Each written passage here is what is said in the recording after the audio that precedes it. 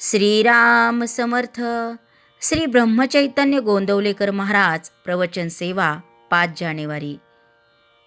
सद्गुरू गोंदवलेकर महाराज सांगतात की नामस्मरण व एकाग्रता कशी साधावी.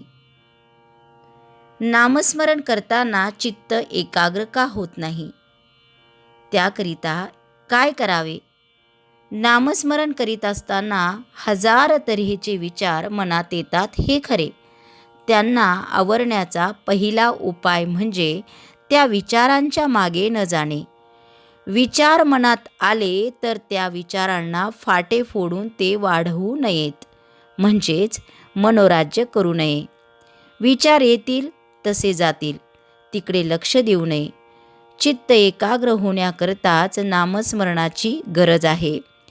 चित्ताची एकाग्रता ही फार पुढची पायरी आहे. चित्त चंचल आहे, त्याला कुठेतरी स्थिर करून ठेवल्याशिवाय भागत नाही, म्हणून ते नामात गुंतवून ठेवावे. नामस्मरण किती करीत आहोत ते नामस्मरण करीत असताना ते नाम आपल्या कानांनी ऐकावे, म्हणजे एकाग्रता व्हायला मदत होईल.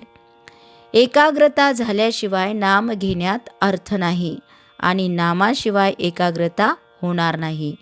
या संशयात न पडता साधे सोपे नाम घ्यावे, म्हणजे आपोआप एकाग्रता येईल. दुसरी गोष्ट अशी की ज्याची आपल्याला आवड असते त्यात आपल्याला एकाग्र होता लगेच येते.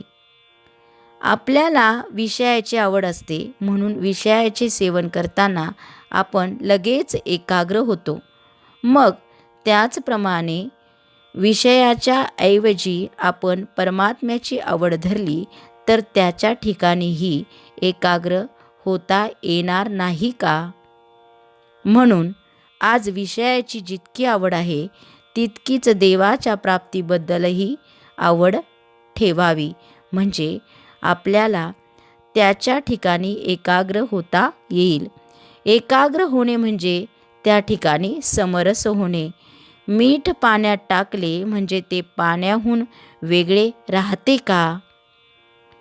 योग केल्याने एकाग्र होता येईल हे खरे, पण जोपर्यंत समाधी आहे तोपर्यंतच ती एकाग्रता टिकेल. सर्वाभूती भगवत भाव पाहणे हेच खरे एकाग्रतेचे साधन आहे. सर्व ठिकाणी तोच भरलेला आहे असे समजल्यावर द्वैत कुठेही राहिले का सांगा तुम्ही. सर्वाभूती जर भगवंत भरलेला आहे असे जर आपल्याला समजले तर द्वैत भाव कुठे राहील का. आणि जिथे द्वैत गेले तिथे आपोआप एकाग्रता आलीच. अशी एकाग्रता साधते तीच खरी समाधी होय.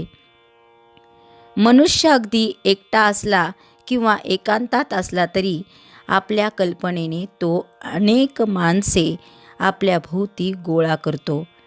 विशेषतः विद्वान लोकांना कल्पना जास्त असतात. तेव्हा कल्पना करायचीच तर ती भगवंताविषयी करूया. भगवंत हा दाता आहे, त्राता आहे, सुख देणारा आहे, अशी कल्पना आपण करूया. त्यातच खरे हित आहे.